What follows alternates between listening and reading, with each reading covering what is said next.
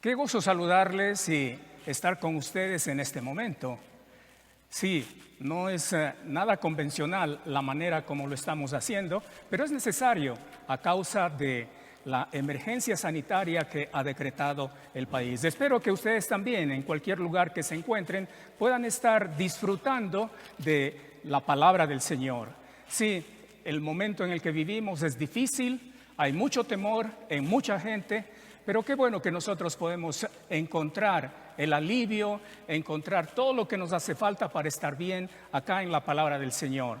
El Salmo 27 dice en su versículo 1, Jehová es mi luz y mi salvación. ¿De quién temeré? Jehová es la fortaleza de mi vida. ¿De quién he de atemorizarme? Esa es una gran verdad. Nosotros los creyentes sí, estamos en una situación difícil, pero podemos estar confiados. ¿Confiados por qué? Porque Jehová es nuestra luz, nuestra salvación. ¿Confiados por qué? Porque Jehová es la fortaleza de nuestra vida. Al hablar de fortaleza se está refiriendo a algo que cubre para evitar que el enemigo pueda penetrar. Así que con toda confianza podemos enfrentar estos momentos difíciles. Estamos estudiando el libro de Judas. Tuvimos ya nuestro primer estudio en el cual hicimos una visión general de lo que es el libro, lo que podríamos llamar un panorama. Y lo que notamos en ese panorama del libro de Judas es que el tema principal tiene que ver con la apostasía y los apóstatas. Estudiamos también la segunda epístola de Pedro, y Pedro en esa epístola nos habla de que los apóstatas están por entrar a las iglesias. No pasa mucho tiempo hasta que llega la epístola de Judas, y en la epístola de Judas vemos que los apóstoles, en la epístola de Judas vemos que los apóstatas ya están dentro de las iglesias. Así que en esta ocasión lo que vamos a hacer es tomar los primeros 2 versículos del libro de Judas para ver qué es lo que Dios nos dice a través de su palabra. En estos 2 versículos principalmente tenemos lo que podríamos llamar cosas relativas a la carta de Judas. Tenemos en primer lugar el autor de la carta en la primera parte del versículo 1. Note lo que dice: Judas, siervo de Jesucristo y hermano de Jacobo. Vamos a detenernos allí por un instante. Vemos que el autor de la carta se llama Judas. Este nombre, Judas, es equivalente al nombre Judá en el idioma hebreo, el nombre Judas en el idioma griego y por supuesto Judas en nuestro idioma, el español. Ahora, el que escribe la carta, ¿quién es específicamente? Bueno, en el Nuevo Testamento vamos a ver que existen 6 personas con el nombre de Judas. Y el primero es Judas, un apóstol. Él tenía como sobrenombre Tadeo y también otro sobrenombre de él era Lebeo. Él era un apóstol, era hermano de otro apóstol que se llamaba Jacobo, conocido como Jacobo el Menor, también un apóstol. Él es uno de los personajes con el nombre de Judas. Otro personaje con el nombre de Judas es al que se le conoce como Judas el Galileo.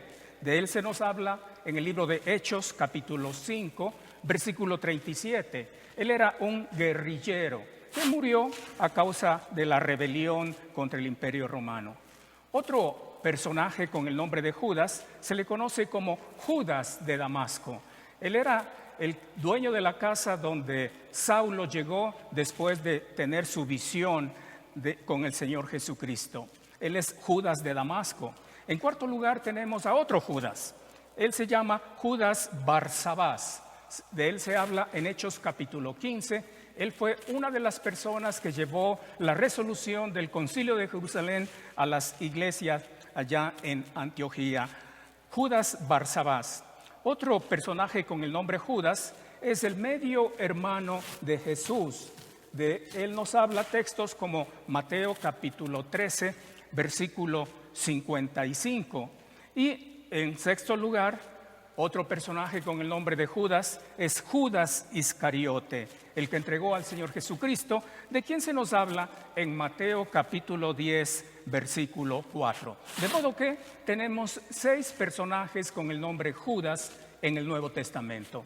Nuestro trabajo ahora va a ser identificar cuál de esos 6 personajes es el autor de la epístola de Judas. Bueno, hay algunos requisitos que debe cumplir la persona que escribió la carta. En primer lugar, que se llame Judas. En segundo lugar, tiene que tener un hermano que se llame Jacobo. Y en tercer lugar, tiene que ser alguien que no es apóstol. ¿Por qué esto de que el escritor de la epístola de Judas no debe ser apóstol? Pues porque en la carta que escribe Judas, en el versículo 17, dice textualmente: pero vosotros, amados, tened memoria de las palabras que antes fueron dichas por los apóstoles de nuestro Señor Jesucristo. Lo que Judas está diciendo es: presten atención. Lo que Judas está diciendo es: presten atención a las palabras dichas por los apóstoles. Eso significa que él no es un apóstol. Entonces, el que escribió la carta tiene que llamarse Judas, tiene que tener un hermano llamado Jacobo y no debe ser apóstol. Bueno, de estos personajes con el nombre de Judas y que cumplen con los requisitos, solamente 2 tienen un hermano llamado Jacobo. Judas, el medio hermano de Jesús, que no era un apóstol, y el otro pues también es otro Judas que sí tenía también un hermano Jacobo, pero él era apóstol. Haciendo ya el análisis de esto, pues creo que para todos nosotros nos quedará claro en nuestra mente que el único que cumple con las condiciones es Judas, el medio hermano del Señor Jesús. Tal vez esto puede sorprender a algunos de que el Señor Jesús tenía hermanos y inclusive estamos hablando de un medio hermano. Bueno, lo que pasa es que la Virgen María, después de que dio a luz al Señor Jesús, ella hizo vida conyugal con su legítimo esposo José. Y de esa relación nacieron varios hijos. 2 de ellos, por ejemplo, fueron uno que se llamaba Jacobo y otro que se llamaba Judas, los 2 hermanos de padre y madre, medio hermanos de Jesús. Y quien escribe la carta de Judas es justamente uno de ellos, medio hermano del Señor Jesús. Otra cosa que notamos en el texto que acabamos de leer es que Judas, el autor de la carta, se describe a sí mismo como siervo de Jesucristo. Esto es interesante. Al utilizar la palabra siervo allí en el versículo 1, Judas está utilizando la palabra para esclavo, la palabra doulos. Era una persona que por amor había decidido mantener su voluntad bajo absoluto control de su amo. En este caso, el amo es el Señor Jesucristo. Judas se describe de esa manera: siervo de Jesucristo, esclavo de Jesucristo. Judas es un gran ejemplo para todos nosotros porque nos muestra cómo su voluntad quedó totalmente sujeta, en absoluto, a la voluntad del Señor Jesucristo. Aquí hay algo interesante. No sé si ustedes se hacen la pregunta: ¿por qué es que Judas habla de que es siervo de Jesucristo cuando perfectamente podría haber dicho: soy hermano de Jesucristo? Lo que pasa es que Judas tenía en tan alto concepto al Señor Jesucristo que para él la relación de siervo a amo es más importante que la relación sanguínea como medio hermano del Señor Jesucristo. El momento que Judas reconoció que el Señor Jesucristo es el Salvador, ese momento él dijo: de aquí en adelante no lo voy a ver como mi medio hermano, de aquí en adelante lo voy a ver a él como mi amo, y yo voluntariamente, por amor a él, por lo que él hizo por mí, yo voy a considerarme un esclavo de él. Este es un cambio radical en la vida de Judas. ¿Por qué? Porque según lo que nos muestra el Nuevo Testamento, tanto Judas como su hermano Jacobo y los otros hijos de la Virgen María no creían en el Señor Jesucristo. Más bien lo tenían como una persona en quien no se puede depositar confianza. No creían en Él. Pero a raíz de la muerte del Señor Jesucristo y su resurrección, ellos comienzan a creer en el Señor Jesucristo. Tanto es así que en el libro de Hechos, en el capítulo 1, se nos habla de los hermanos del Señor Jesucristo que estaban presentes en el aposento alto poco antes que el Señor Jesucristo ascienda a la gloria de su Padre. Hechos 1:14 dice: todos estos perseveraban unánimes en oración y ruego con las mujeres y con María, la madre de Jesús, y con sus hermanos. Esto significa que allí estaba Jacobo, allí estaba Judas, todos expectantes y ya confiando absolutamente en el Señor Jesucristo como el Salvador. Otra cosa interesante, en segundo lugar, después de haber analizado el tema del autor de la carta de Judas, otra cosa interesante es pensar en la fecha de escritura. La epístola de Judas debe haber sido escrita poco tiempo después de la segunda epístola de Pedro, y si así son las cosas, eso significaría que Judas fue escrita entre el año 68 a 70 antes o después de Cristo más bien. ¿Por qué esto? Pues porque ni en segunda de Pedro, tampoco en Judas, se hace referencia alguna a la destrucción del templo de Jerusalén. Entonces, debido a esto, se considera que la fecha de escritura de Judas debe haber sido entre el 68 y 70 antes de la destrucción del templo de Jerusalén. Aquí hay algo interesante también. Noten cómo Judas, al escribir la carta, no hace referencia a la destrucción del templo. Y eso significa que para la mentalidad de Judas, el templo iba a continuar. Pero todos sabemos que el Imperio Romano hizo su intervención militar, llevó muchos cautivos de Jerusalén y destruyó el templo. Eso quiere decir que los judíos se quedaron sin su lugar de adoración. Y en esa época temprana de la iglesia, los apóstatas ya estaban haciendo todo lo que son especialistas en hacer para atentar contra la iglesia. Es muy bueno ese calificativo que se da a la epístola de Judas, los hechos de los apóstatas. Pedro nos describe sus actos, Judas apunta más bien al carácter de estos apóstatas. En tercer lugar, vamos a ocuparnos de los destinatarios de la epístola de Judas. Después de identificar al autor, de darnos a conocer que él es un siervo de Jesucristo, que es hermano de Jacobo. Entre paréntesis, cuando habla de Jacobo, está hablando de un personaje muy conocido en la época en que se escribe Judas. El Jacobo de quien habla acá la epístola de Judas era no solamente medio hermano de Judas, más bien hermano de padre y madre de Judas y medio hermano del Señor Jesús. El Jacobo de quien se habla acá también es el que escribe el libro de la Biblia que nosotros lo conocemos como Santiago. Este Jacobo llegó a ser una columna en la iglesia en Jerusalén.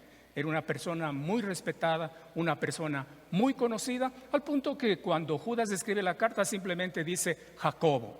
La gente ya debe haber entendido que el único Jacobo a quien está refiriéndose Judas es el medio hermano de él, que era una persona importantísima en la naciente iglesia ahí en Jerusalén. Una persona muy conocida. Es como cuando nosotros conocemos a alguien que es muy famoso.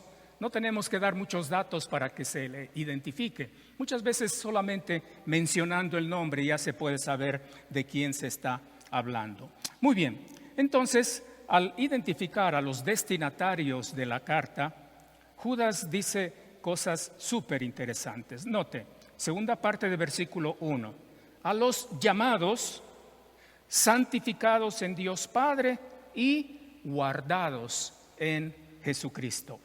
Vamos a ir desgranando esto poco a poco para que podamos apreciar de la riqueza espiritual que tienen todos aquellos que son los recipientes de la carta de Judas, y dentro de ellos nosotros también, porque Judas no escribe solamente a los que leyeron físicamente la carta. Judas escribe también a personas como nosotros, personas que hemos depositado nuestra fe en el Señor Jesucristo. Y la primera cosa que Judas trae a colación al hablar de los destinatarios de la carta es que ellos son los llamados. Esa palabra llamados viene del verbo llamar, es un adjetivo relacionado con el verbo llamar, los llamados. En el idioma en el que se escribió el Nuevo Testamento es un adjetivo que funciona como sustantivo. La palabra kletos, y literalmente significa recibir una invitación. Y se enfoca en el llamado general que Dios hace para la salvación. Tal vez a nuestra mente llega, por ejemplo, el llamado que encontramos en el Evangelio según Mateo, en el capítulo 11, versículo 28, un texto muy conocido. Mateo capítulo 11, versículo 28 dice: venid a mí, todos los que estáis trabajados y cargados, y yo os haré descansar. Es una invitación general, es una invitación a todo pecador. Nadie está exento, nadie está libre de escuchar esa invitación. Venid a mí todos. Esto es importante tomar en cuenta, porque hay corrientes hoy en día que están hablando de que no todos son llamados, sino solamente aquellos que fueron escogidos antes de la fundación del mundo. Bueno, este texto en Mateo 11:28 nos dice algo diferente. Nos muestra con absoluta claridad que todos son llamados. Pero eso no significa que todos van a ser salvos. Sí, todos son llamados, pero no todos son salvos. ¿Por qué?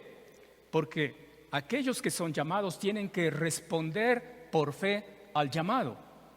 Y cuando responden por fe, recibiendo a Cristo como su personal Salvador, entonces esos llamados en realidad llegan a ser salvos. Es correcta la forma de pensar, porque es bíblico, de que todos nosotros que somos creyentes, hijos de Dios, hemos sido escogidos por Dios antes de la fundación del mundo, según Efesios 1:4. Pero Dios llama a todos. No todos responden al llamado. Aquellos que respondemos al llamado, por decirlo así, se hace eficaz en nosotros ese llamado. Y a partir de ese momento, cuando Dios nos mira y cuando los escritores del Nuevo Testamento también nos miran, nos pueden calificar como los llamados. Judas, escribiendo su carta, se refiere a creyentes y en primer lugar dice que son llamados. Han recibido la invitación, han respondido a la invitación que Dios hace y por ende son las personas que tienen que estar alerta en cuanto al trabajo de los apóstatas. Yo no sé en cuanto a usted, pero en cuanto a mí, es un enorme privilegio ser llamado por una persona tan excelsa, una persona tan extraordinaria, una persona fuera de cualquier cosa que podamos imaginar en cuanto a grandeza, en cuanto a excelencia. Que alguien así como nuestro Dios se fije en una persona común y corriente como yo, para llamarme y para ser parte de esos llamados que respondemos con fe a lo que Él hace por nosotros, para mí es un enorme privilegio. Y yo estoy seguro que para usted también se sentirá como privilegiado al ser llamado por Dios. Pero hay más en cuanto a identificar a los que reciben la carta. Sí, ellos son los llamados, pero observe que el texto también dice santificados en Dios Padre. Llamados por Dios Padre y santificados por Dios Padre. Esa palabra santificados es un participio perfecto en el idioma en el que se escribió el Nuevo Testamento. Un participio perfecto significa que se realiza una acción y el efecto de esa acción permanece por la eternidad. Ese es el concepto de un participio perfecto. Y cuando Judas dice que los llamados somos santificados por Dios, significa que el momento que recibimos a Cristo como nuestro Salvador, Dios hace una obra extraordinaria para apartarnos del mundo y colocarnos a un lado para un propósito que Él tiene para cada uno de nosotros. Esa es la idea de santificar, poner aparte algo. Somos tomados del mundo por ser llamados y somos puestos aparte por Dios para cumplir con el propósito que Dios tiene para nosotros. Ese es el concepto de ser santificados. Y cada uno de nosotros que hemos recibido a Cristo como nuestro Salvador, hemos sido puestos aparte de todo lo que está sucediendo en el mundo, de toda esa corriente de pecado que arrastra tanta gente en este mundo. Por la gracia de Dios, nosotros hemos sido tomados de eso y puestos a un lado para cumplir con el propósito que Dios tiene para con nosotros. Somos los santificados por Dios, separados de las cosas profanas para Dios. Esto, en cierto sentido, es el cumplimiento de la oración que el Señor Jesucristo hizo a favor de sus discípulos y que aparece en el capítulo 17 de Juan. Ahí encontramos lo que se conoce como la oración intercesora. Y observe lo que dice el versículo 17. Santifícalos en tu verdad.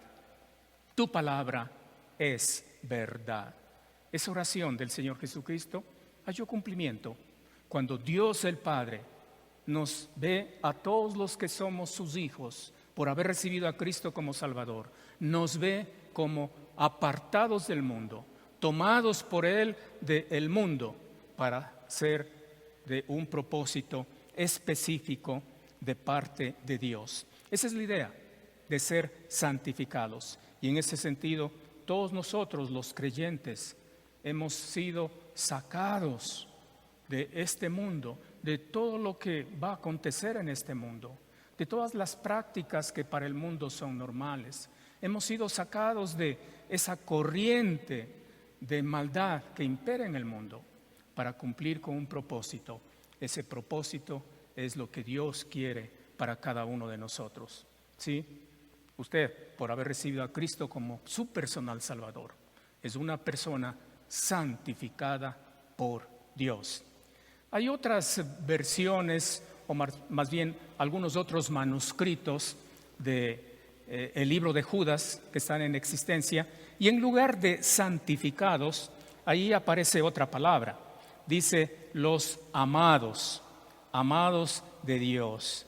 Eso significa también que nosotros no solamente somos santificados por Dios, puestos aparte para ser utilizados solamente por Él, sino que también somos amados de Dios. Nuevamente es un participio perfecto. Significa que Dios nos amó en un instante y Él jamás va a cambiar su forma de pensar en cuanto al amor a cada uno de nosotros. Siempre vamos a ser amados. Nada ni nadie nos puede separar de ese amor. Eso nos lleva a lo que el apóstol Pablo escribe, por ejemplo, en el libro de Romanos, un texto que seguramente muchos de ustedes lo tienen fresco en su mente. Romanos capítulo 8, versículo 38 y 39 dice: por lo cual estoy seguro de que ni la muerte, ni la vida, ni ángeles, ni principados, ni potestades, ni lo presente, ni lo porvenir, ni lo alto, ni lo profundo, ni ninguna otra cosa creada nos podrá separar del amor de Dios que es en Cristo Jesús, Señor nuestro. Somos amados de parte del Padre. Él nunca va a cambiar eso que ha hecho a favor nuestro. Los amados, santificados y también amados. Qué hermoso, qué gran privilegio nuevamente es saber que somos el objeto del amor del Padre. Saber que aunque a veces le falle a mi Padre Celestial, aunque a veces no sea exactamente lo que Él quiere que sea, sin embargo, Él jamás va a cambiar su forma de pensar en cuanto al amor hacia mí. Somos amados del Padre, el objeto del amor del Padre.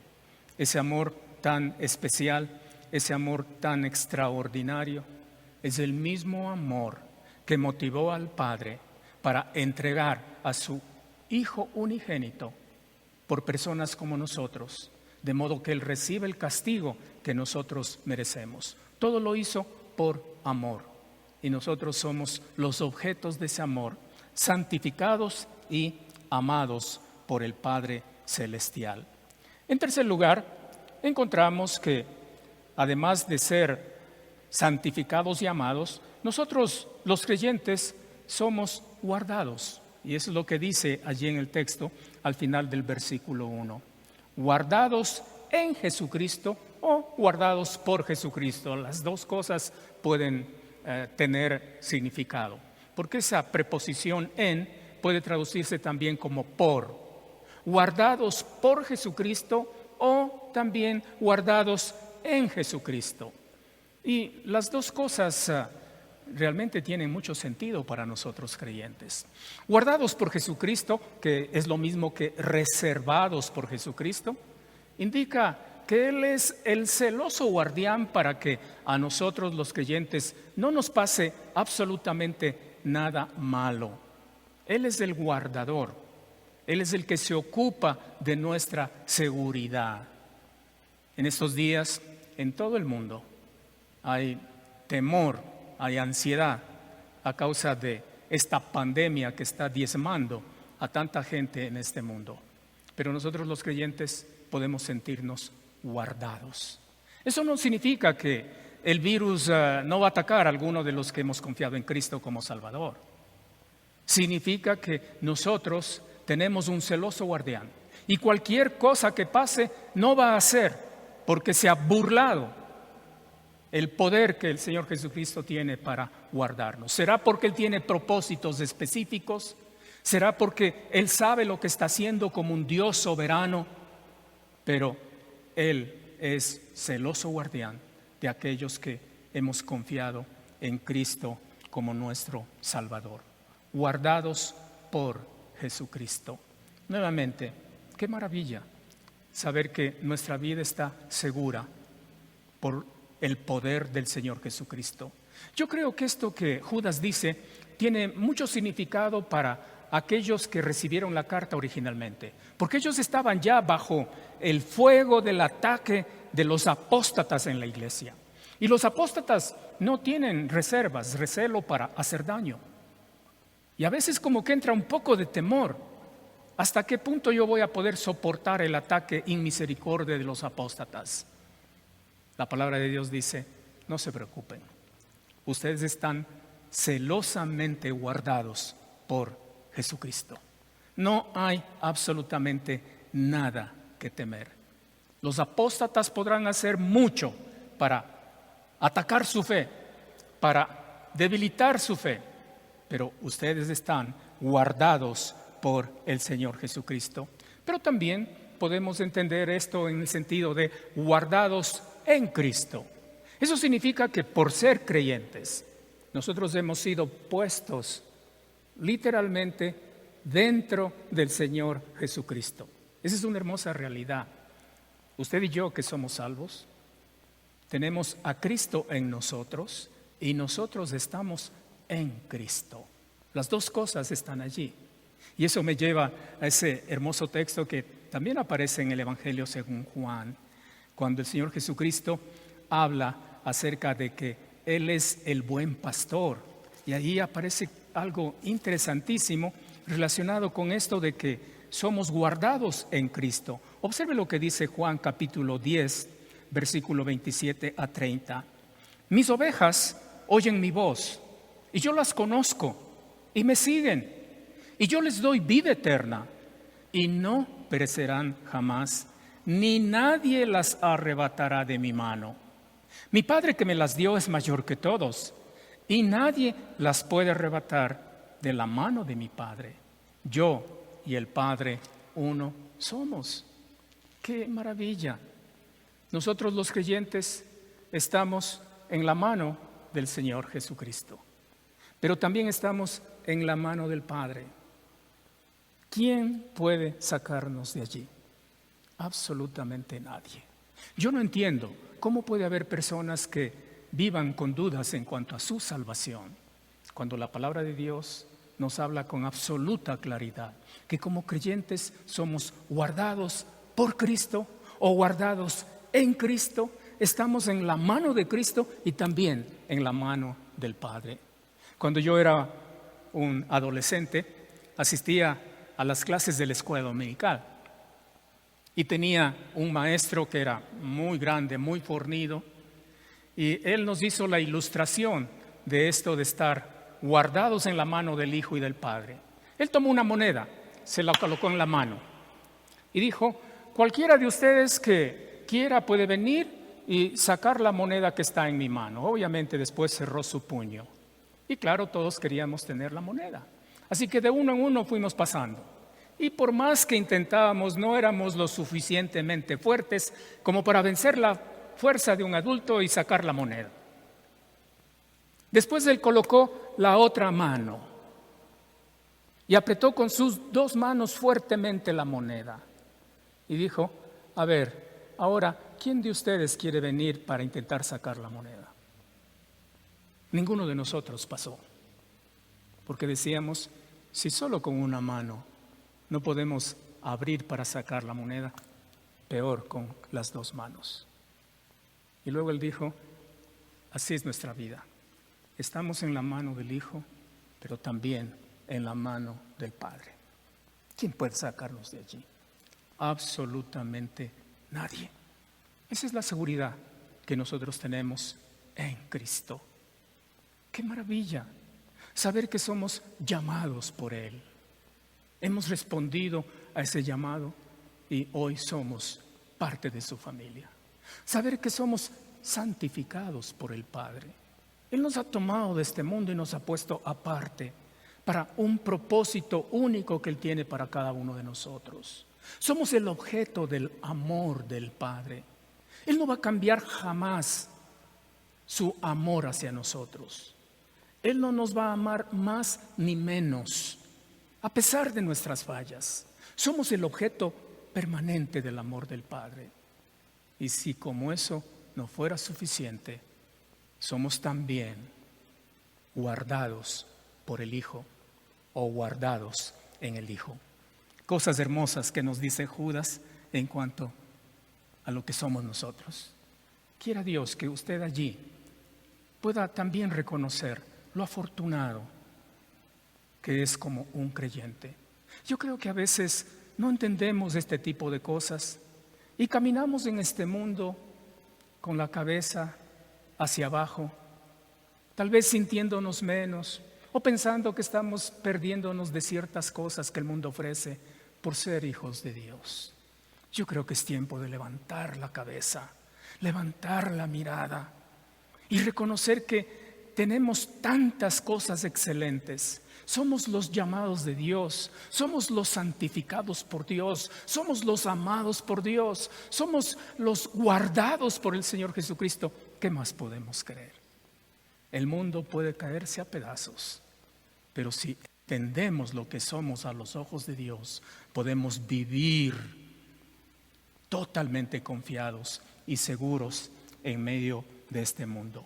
Hemos visto entonces el autor de la carta, hemos visto acerca de a quiénes escribe la carta, hemos visto acerca de la fecha de la carta. Por último, en el versículo 2 encontramos el saludo de la carta, el saludo de la carta. Judas, versículo 2 dice: misericordia y paz y amor os sean multiplicados. Déjeme primero referirme a esto de multiplicar. Acá Judas habla de que se multipliquen estas tres cosas: misericordia, paz y amor. Pues multiplicarse, la palabra prezuno, significa que crezca, significa que aumente o que se multiplique. Es un verbo que se ha conjugado en un tiempo aoristo pasivo. Eso quiere decir que es otro el que realiza la acción y nosotros recibimos el efecto de esa acción. ¿Quién es el que hizo esa obra de darnos misericordia, paz y amor? Es Dios.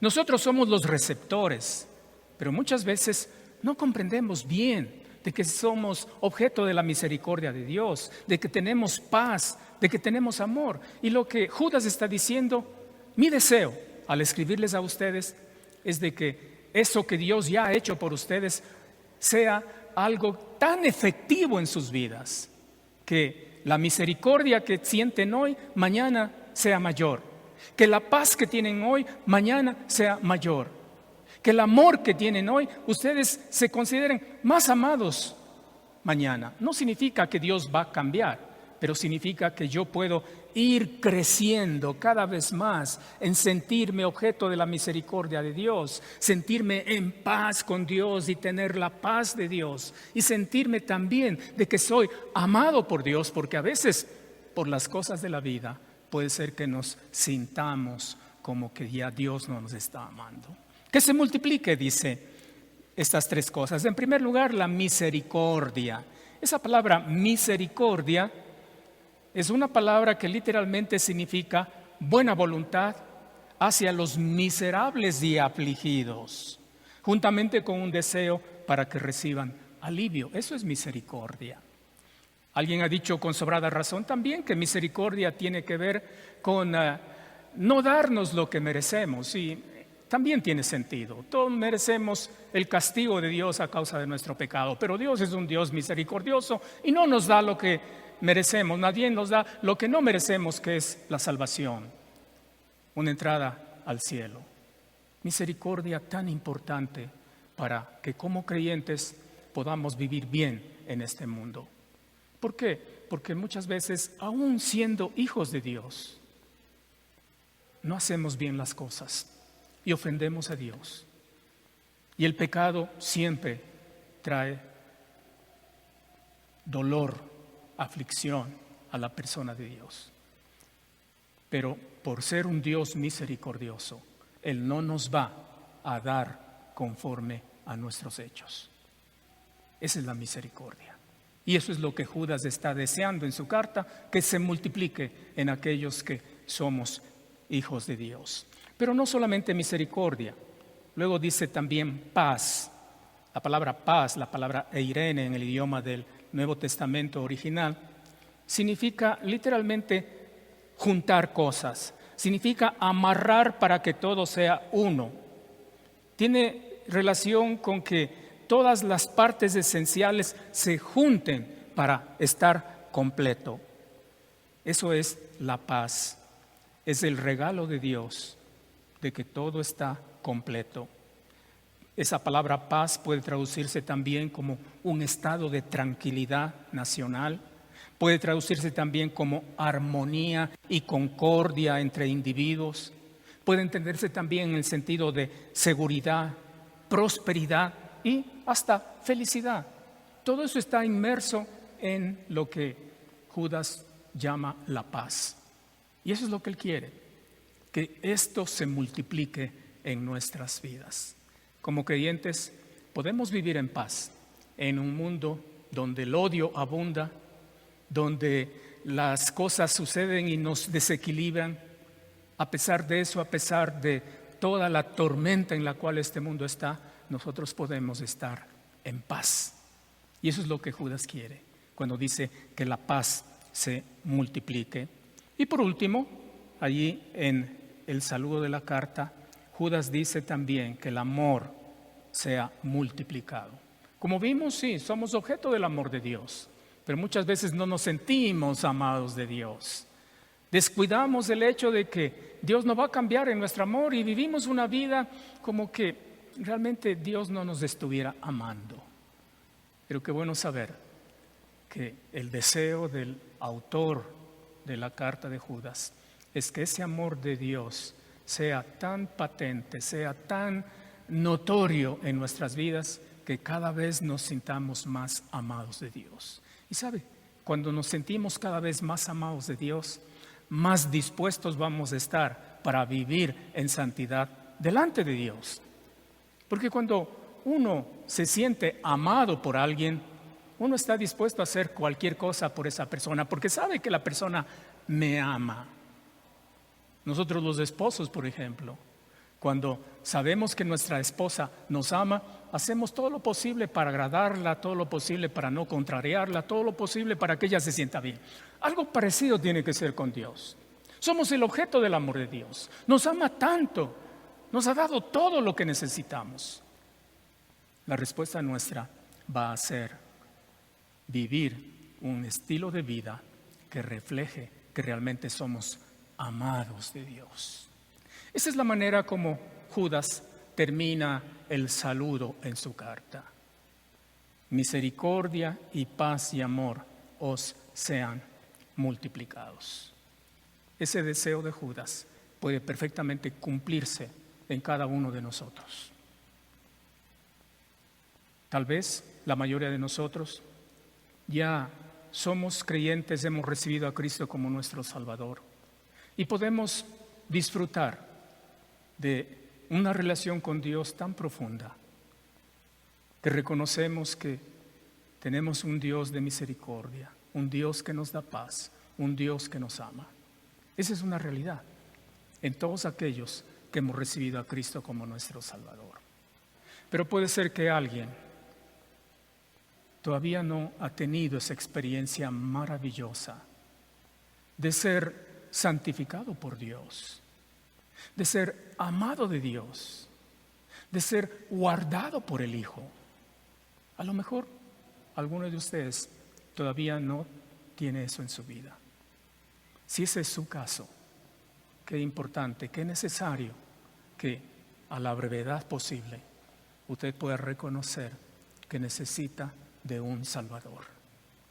El Señor Jesucristo en la cruz del Calvario hizo ya todo lo que hace falta hacer para que usted pueda ser santificado, amado, guardado. Lo único que falta es una decisión de su parte. Dios le está llamando, el llamado es general, pero usted no se va a beneficiar de ese llamado a no ser que lo antes posible reconozca que es un pecador, reconozca que hay un castigo por su pecado, reconozca que está en peligro de recibir condenación eterna a causa del pecado. Usted necesita reconocer que hubo alguien que le amó tanto que pagó con su vida el castigo que usted merece por ser pecador. Usted necesita reconocer que con solo depositar su fe en Él, creyendo totalmente que Él pagó por su pecado, usted va a quedar libre de recibir el castigo por el pecado. Si usted nunca ha tomado esa decisión, este es un buen momento para hacerlo. ¿Qué tal si allí donde se encuentra este instante, no importa la gente que esté alrededor suyo, allí en su mente usted diga: yo necesito de Cristo, yo quiero recibirlo como mi Salvador? Si usted dice cosas así en sus propias palabras, usted llegará a ser salvo. No porque yo lo diga, sino porque eso es lo que dice la palabra de Dios. Juan 1:12 dice: mas a todos los que le recibieron, a los que creen en su nombre, les dio potestad de ser hechos hijos de Dios. No deje pasar la oportunidad. Este es el mejor momento para que usted pueda llegar a ser un hijo de Dios por medio de depositar su fe en la persona y obra del Señor Jesucristo. Qué bendición ha sido estar este tiempo junto a ustedes. Espero que en la próxima oportunidad pueda seguir el estudio de esta epístola de Judas. A lo mejor será en la congregación, en el templo donde nos congregamos. Quiera Dios que sí, pero puede ser que no, dependiendo de cómo van dándose las cosas por este estado de emergencia sanitaria. Pero sería lindo que pueda acompañarnos. Mientras tanto, el deseo de nosotros como ancianos de la iglesia es de que usted pueda mantenerse fiel al Señor, es de que usted pueda tomar lo que dice la palabra de Dios y aplicarlo a su vida para vivir un estilo de vida agradable delante del Señor. Confío también de que en su gracia Dios esté quitando toda ansiedad, quitando todo temor en medio de la situación que estamos viviendo. Dios es poderoso para hacerlo. Le aconsejo también que ponga en práctica todo lo que las autoridades están pidiendo que hagamos para enfrentar este momento de peligro para la salud. No piense que lo que ellos están diciendo es exageración o que, ¿cómo así? No, sométase a eso. Haga su parte, pero no piense que de eso depende que va a estar bien. Depende de Dios, pero usted también tiene que hacer su parte. Le animamos para eso. No olvide que la iglesia continúa. El hecho de que no tengamos reuniones normales no significa que la iglesia se ha acabado. Le animo también a honrar al Señor con sus ofrendas. Usted puede hacer una transferencia a la cuenta bancaria, hemos publicado ya los datos para hacerlo, o puede hacer un depósito en la cuenta bancaria de la iglesia, o si prefiere, puede guardar su ofrenda, lo que normalmente entrega al Señor. Guárdelo allí en un lugar seguro para que cuando ya todo se vuelva normal, usted pueda traer ese fondo y decirlo, esto es lo que yo por amor ofrezco al Señor. Hay mucho para hacer. Déjese utilizar por el Señor para animar a otros, para llevar palabras de esperanza a aquellos que están viviendo sin esperanza en este mundo. Esta epidemia o pandemia que enfrentamos bien puede ser una oportunidad para que usted lleve palabras de esperanza, el mensaje del Evangelio a tanta gente en necesidad. Será hasta la próxima. Que el Señor le bendiga.